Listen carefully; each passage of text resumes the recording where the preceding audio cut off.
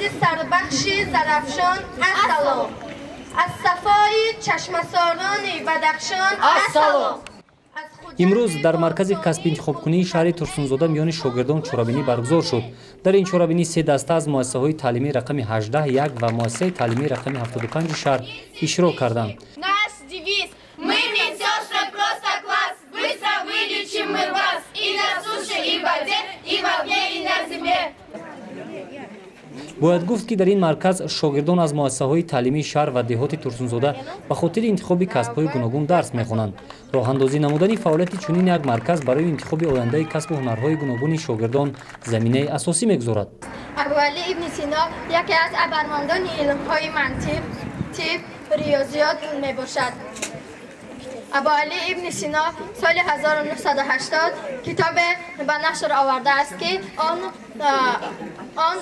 قانون فیتی به حساب می رود که کتاب مشهورترین آن در تمام جاده طب استفاده برده می شود و آن را در آسیای غربی نیز و مشهورترین کتاب از آنها استفاده برده می شود. حالا در جمهوری تاجیکستان آمدسازی کارهای متخصصی و کارهای همشیرگی 13 تامینگاه از جمله 4 کالج طبی در شهر دوشنبه، خوجند، خولاب، قربانتپه، ترسونزاده و آموزشی طبی در وحدت، خاروق، یاون، حصار، کانگادان، پنجکن، استرجان، رشت، دنقره به عمل آورده می شود که در بین آنها کالج طبی شهر دوشنبه جمهوری می باشند.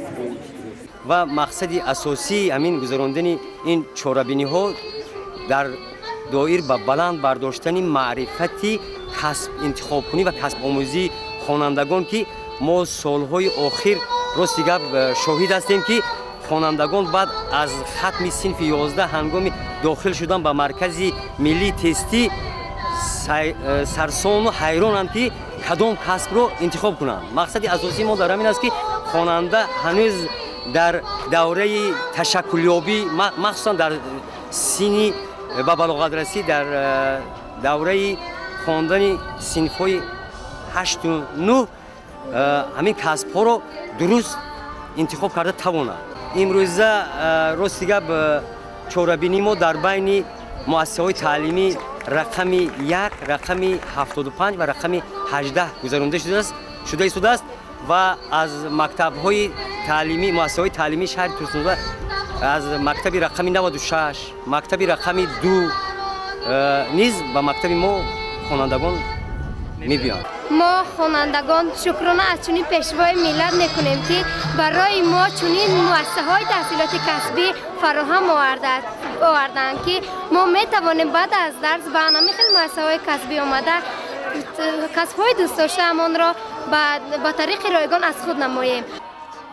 در پایان چورابینی طبق برآمدهای دسته‌ها هیئت حکمان به اشتراکچیان خالهای مناسب را گذاشتند.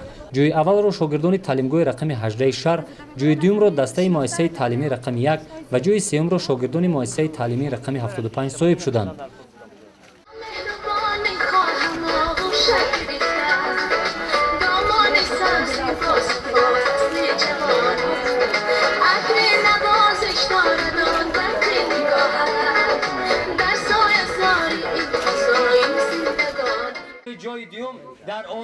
غالبان از طرف مسئولین قدردانی گشتند.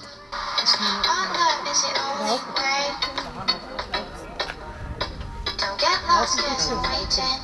Summer feelings are waiting.